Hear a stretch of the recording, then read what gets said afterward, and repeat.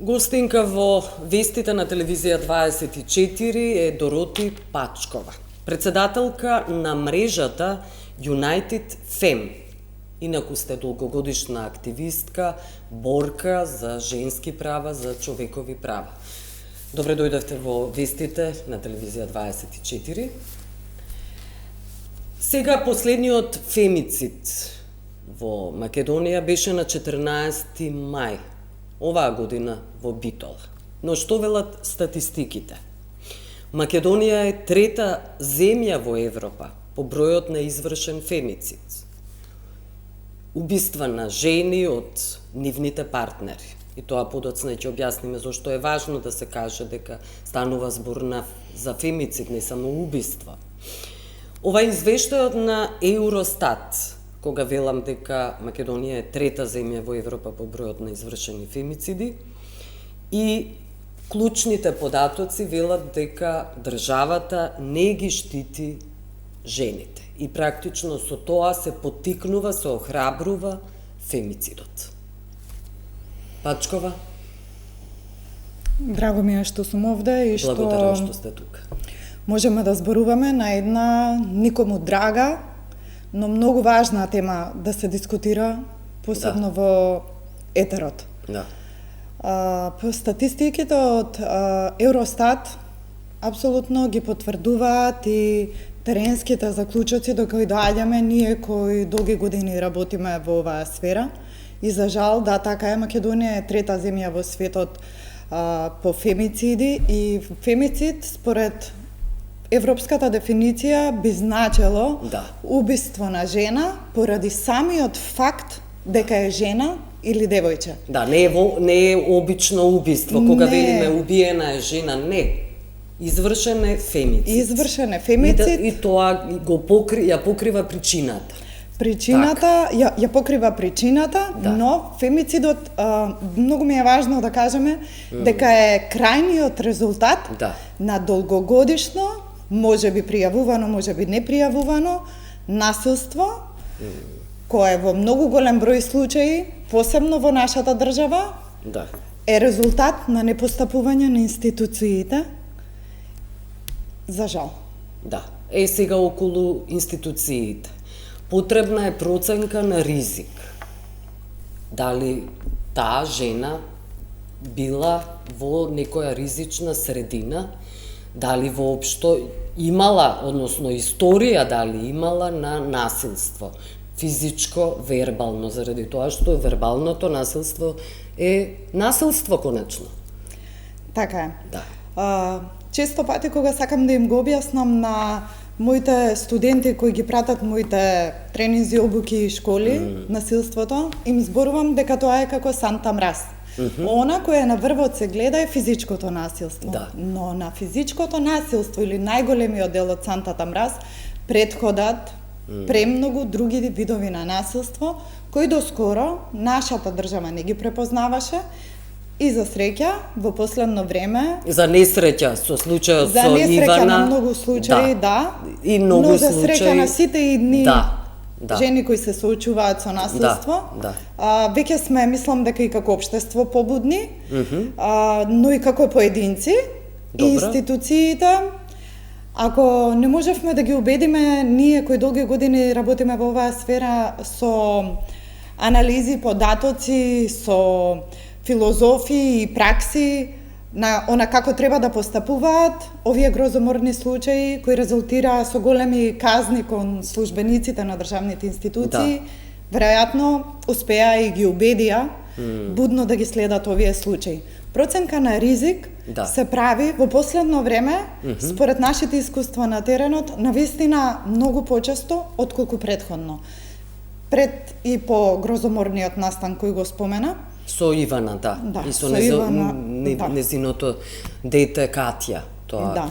Тоа ги разбуди, велите, институциите? Ги разбуди институциите и веќе даваат, кога ќе излезат на терен, веќе даваат формулар кој треба да го пополнат заедно со жртвата на семејно насилство, во суштина прават проценка на ризик и ја собираат сета таа документација, па се надеваме дека и понатака ќе продолжиме да притискаме и да се следат сите овие случаи, зашто мене ми е многу важно да поставиме едно клучно прашање кое не се поставува во нашата држава, а се однесува на тоа што откако жената која трпи насилство ќе пријави.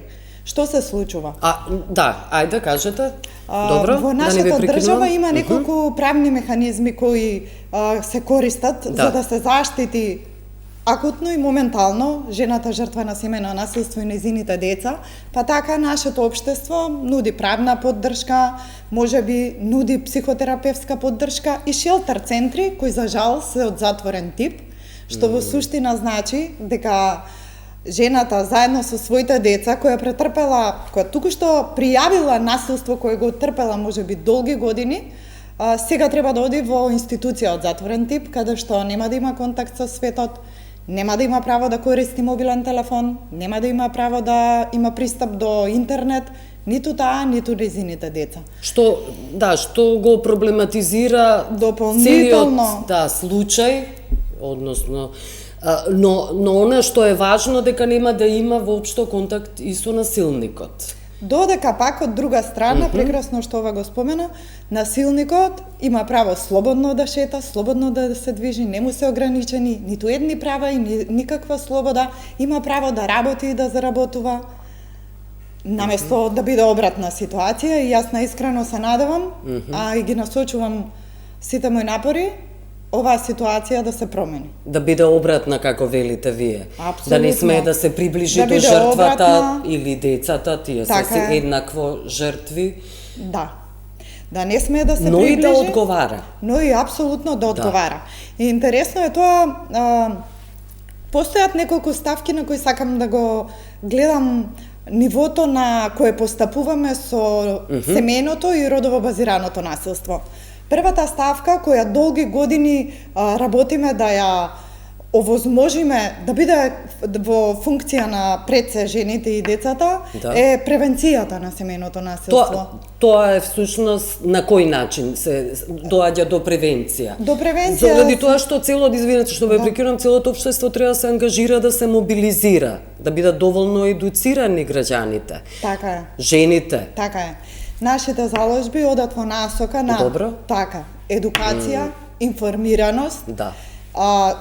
Имаме SOS телефони, SOS линии, имаме интервентен тим во Министерството за труд и социјална политика која работи 24/7, но за жал по самото јавување немаме многу што да направиме. Да понудите. Немаме многу што да понудиме, ниту ние, ниту државните институции и освен ова кое го спомнав, шелтер центрите. Следната фаза е акутната состојба или кога жените кои пријавуваат треба веднаш нешто да се направи со нив.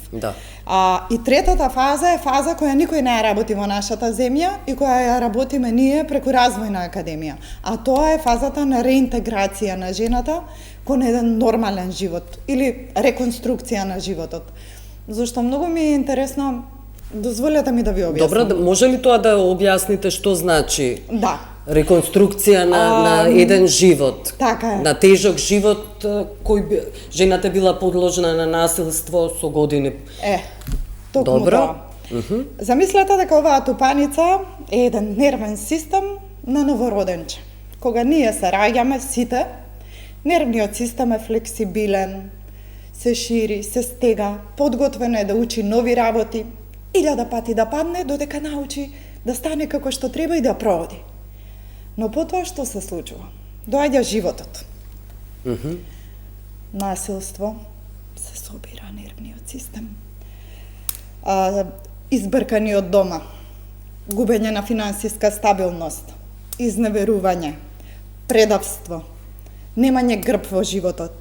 Се што прави нервниот систем се собира. Страф, од притисок. Се собира и страда.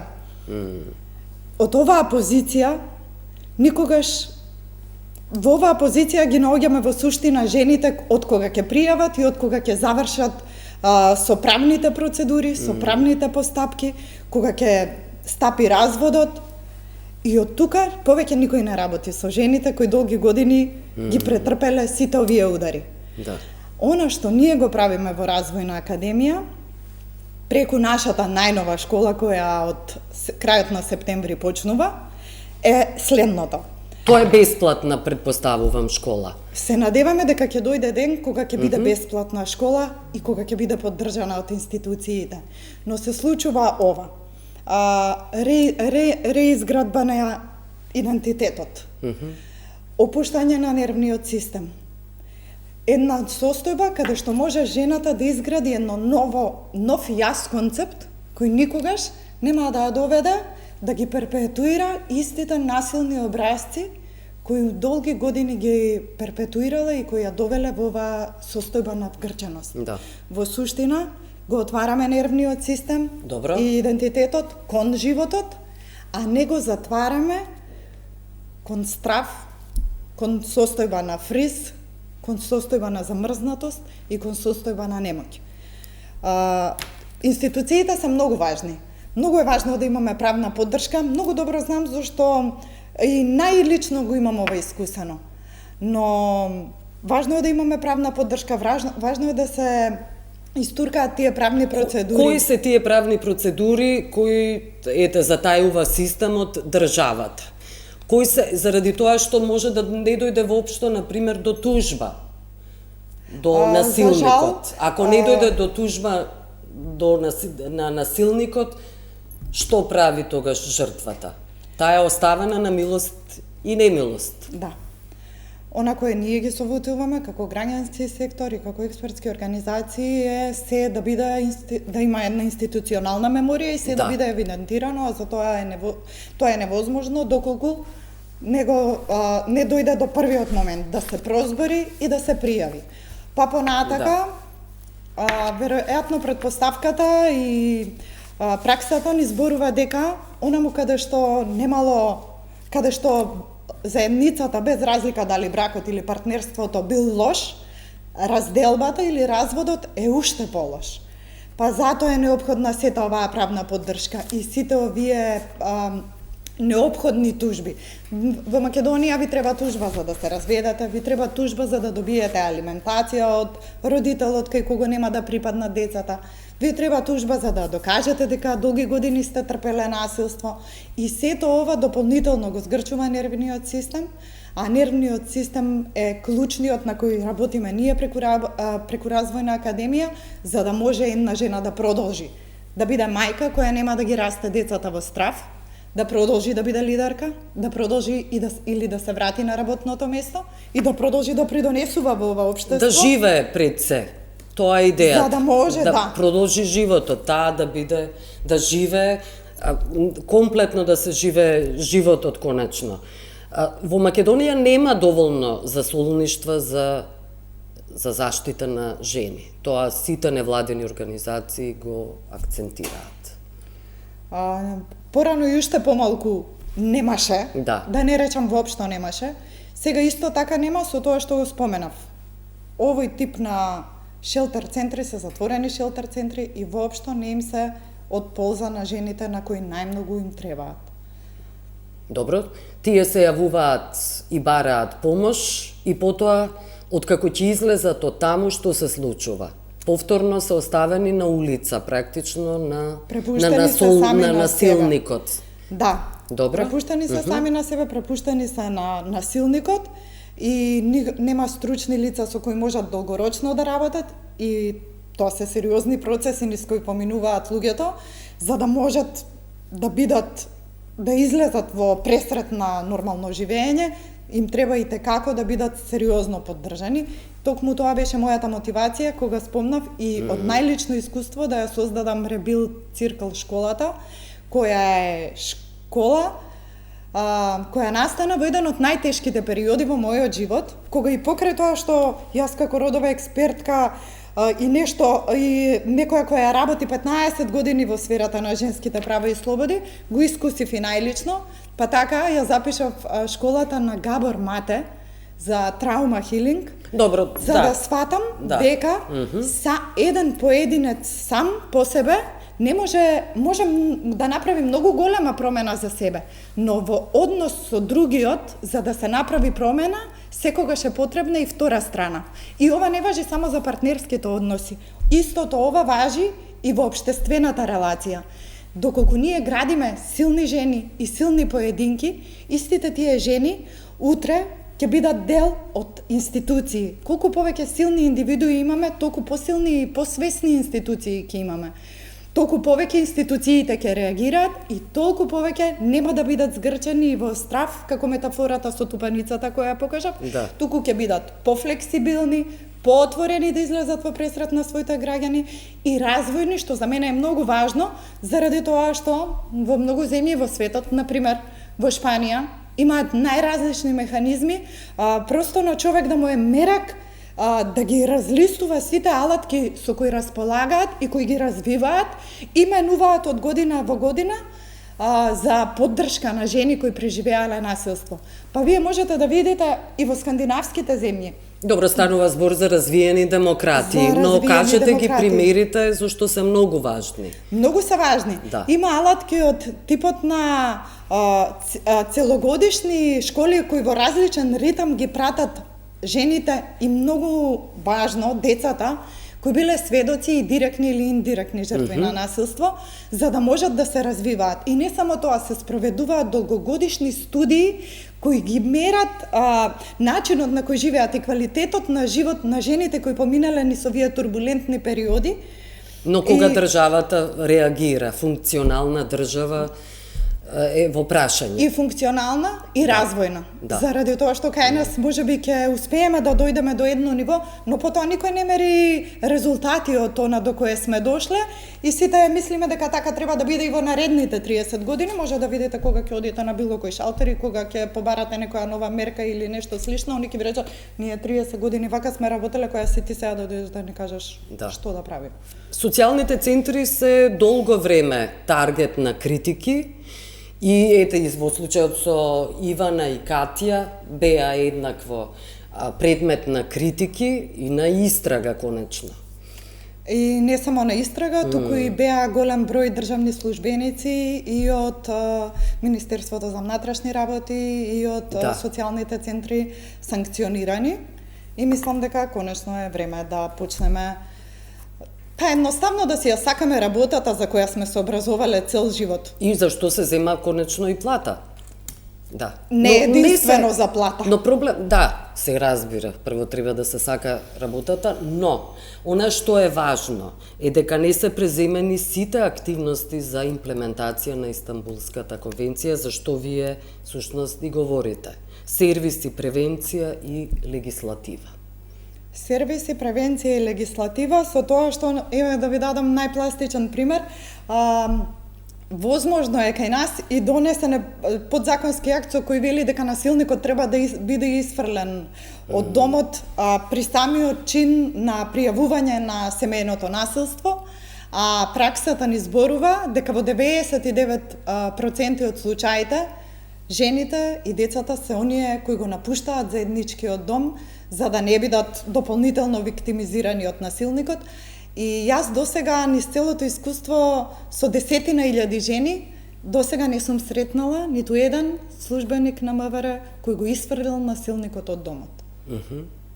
Не се едуцирани воопшто, не се информирани, но немаат и тренинзи и обуки. Тоа е проблемот со службениците, конечно. Да, веројатно е тоа, но и во одредена мера и покрај патриархатот, сметате дека е еден од причините? Па да.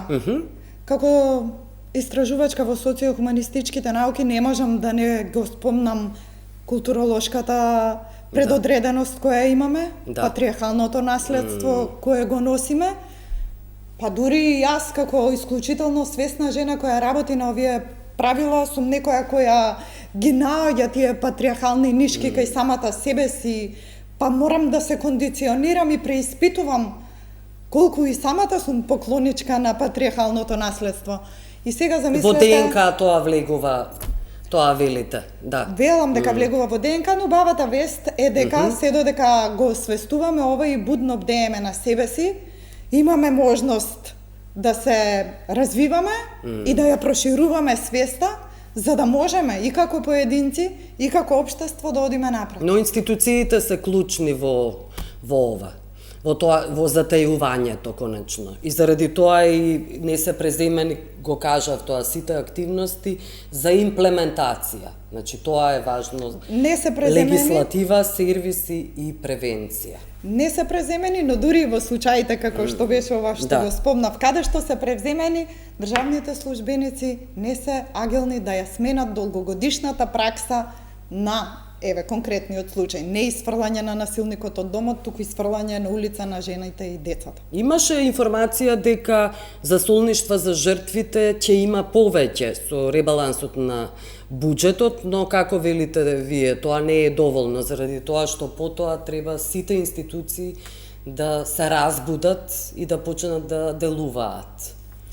Сите овие години, како ја работам оваа работа, сум дочекала и испратила повеќе парламентарни состави и единствено можам да кажам дека навистина многу ветуваат. Но она кое се остварува, го сведочиме сите ние. Добро, околу книгите, што се многу важни конечно за развојот на едно општество, учебниците. Улогата на жената зашто има критики низ годиниве многу, е сведена на мајка и на домаќинка. Тоа останува како голем проблем. Практично машина за раѓање на деца, машина која му служи на семејството, на сопругот, на децата. Благодарам што го спомнава толку значајно, искрено за мене, но и за нашите ќерки, и за идните генерации девојчиња, но и за момчињата. Пред некој ден баш бев во студио и ги снимав последните подкаст епизоди кои се однесуваат токму на оваа тема и на ребилд школата која ја градиме, и го имаше токму овој момент. Многу ми е интересно, ако погледнеме наназад, низ децении, да видиме како се конектираат мажите и жените. Тој и тоа. А она кое ние го сакаме како човекови суштества е тој и таа. Што е тоа? Тоа е токму ова што ти го спомена.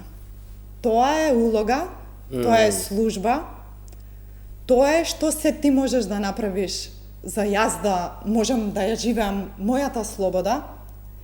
И еден прост пример ќе ви дадам.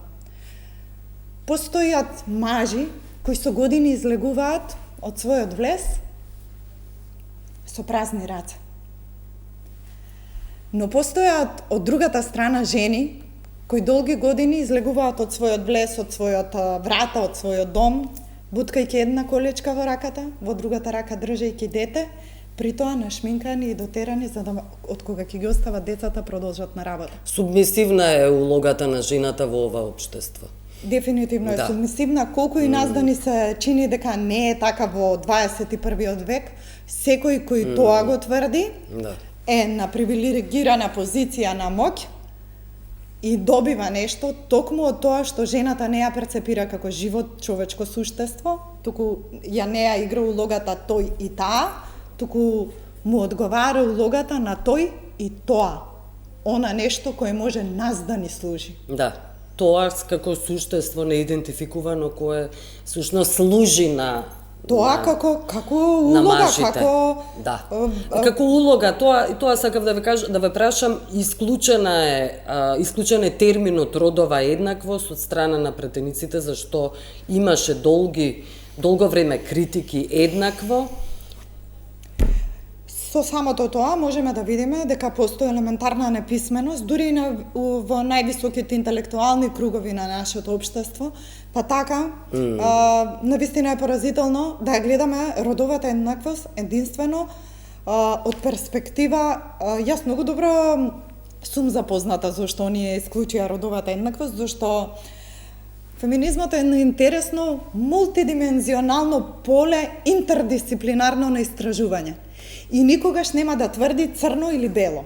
Додека пак, посебно традиционалистичките, политички ориентирани јавни политики, да речам, се оние кои ќе исклучуваат и кои ќе наместат позицијата, ако не си со нас, си против нас. И тука нема простор за диалог, тука нема простор за демократија, Да. тука нема простор ниту за човечност. Затоа и ја нареков Развојна академија култура на живење, заради тоа што од кога помнам за себе си, ми пречеле многу работи во ова општество, но и многу сум работела за да придонесувам во ова општество. Но она, ни сите сфери кои секогаш ми недостасувало, била една култура на живење или култура на човечност, солидарност и емпатија, како што и низ годините беа нарекувани нашите проекти. Добро, околу една од критиките, од многуте критики на невладините организации во кои спаѓате и вие, член 18 на новиот закон за игри на среќа, претходно бил 16, да. И критиките се однесуваат дека се изфрлаат невладините организации како корисници на овие пари кои доаѓаат од игрите на среќа, а тука влегуваат најранливите категории конечно, лица со попреченост, социјално загрозени, жртви на семејно насилство. А ова се единствени пари, средства од буџетот беа, тоа беше јавно кажано, акцентирано и критикувано. Така е, со тоа што ова е само уште еден доказ и уште една причина зошто во Македонија има толку голем одлив на мозоци, заради тоа што кога удирате токму по независниот сектор, да. кој е поддршка на најранливите и маргинализирани категории на ова општество, секој со малку подалеко вид ќе разбере која е целта. Целта е да бидеме или леви или десни и никако да не градиме слободна мисла и никако да не ги поддржиме оние на кои најмногу им е потребна поддршка. Да, тоа е социјална држава, тоа е хумано општество кое треба Македонија да се стреми. Да, на крај сме благодарам Дороти Пачкова за овој разговор. Благодарам и јас за разговорот, ми беше драго и се надевам дека ние кои останавме никогаш нема да се предадеме на апатијата и ќе продолжиме да зајакнуваме и на микро и на макро ниво. Да, благодарам. Благодарам.